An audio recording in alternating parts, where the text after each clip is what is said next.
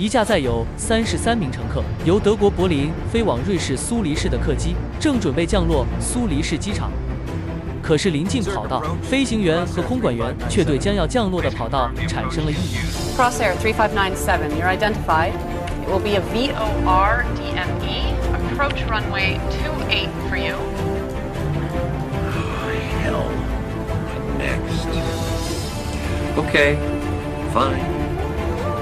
好不容易调整好了降落跑道，飞机开始进近。可是随之而来的恶劣天气却让飞行员在落地之前丢失了跑道的视野。飞行员这才意识到不对，紧急启动复飞程序，可是已经太迟了。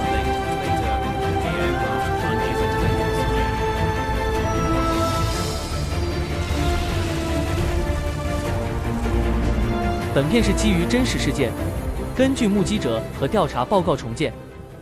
2001年11月24日，十字航空3597号班机正在德国上空27000英尺的高空巡航。这趟航班是从柏林起飞，前往苏黎世，全程600公里，需要1个半小时的时间。直飞本次航班的飞机是一架英国制造的亚佛146型喷气客机。Crossair 3597。3598号班机预计还有半小时到达苏黎世机场。According to the latest information, we'll be using runway 14. What kind of approach? ILS. ILS 是仪器降落系统的简称，表示机场将用无线电信号指引飞行员前往跑道。And a decision altitude of 1,602 feet. Call me 100 above minimums. Okay, I'll call 100 above minimums. 降落工作主要由飞机上的飞行电脑来完成，但是此时苏黎世机场的天气越来越恶劣了，大雪纷飞，能见度特别差。Crossair 3191, turn left heading 150. 瑞士与德国相邻，但因为政治原因，到了晚上10点以后，14号跑道就要停用了。所有航班要在瑞士上空绕一圈，再降落在28号跑道上。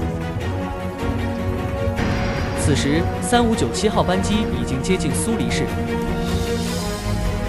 Should I ask if it's still runway 14? It's almost 10 o'clock. Yes, I'm pretty sure it's still 14.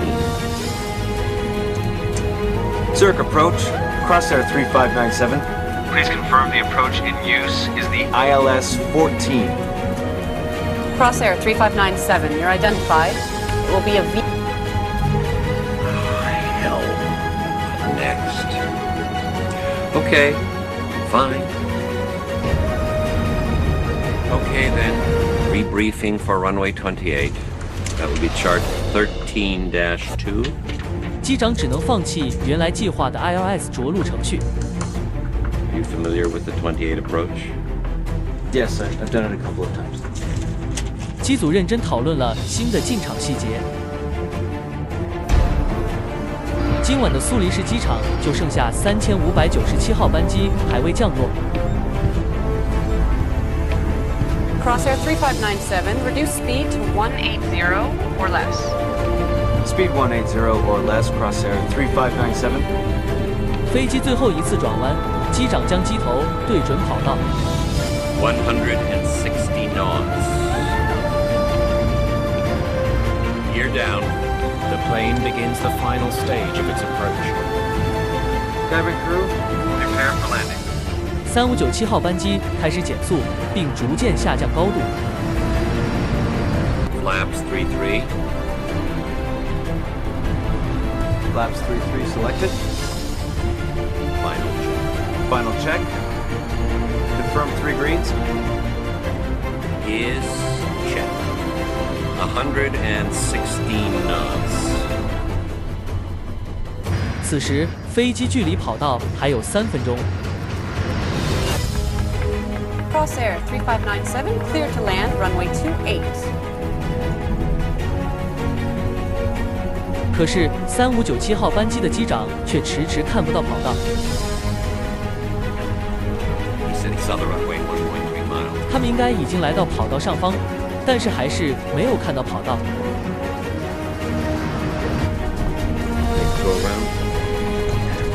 Crosshair 3597. 机组决定复飞， Go around! Go around. 他们将4个引擎开到了最大。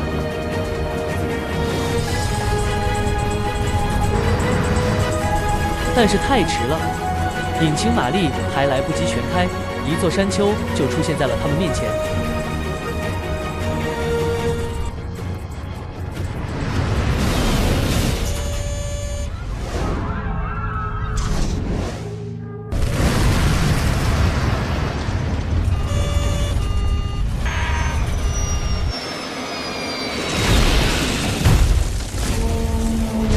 飞机撞上了机场旁的一个山丘，巨大的撞击力将机身撞成了碎片，机翼断裂。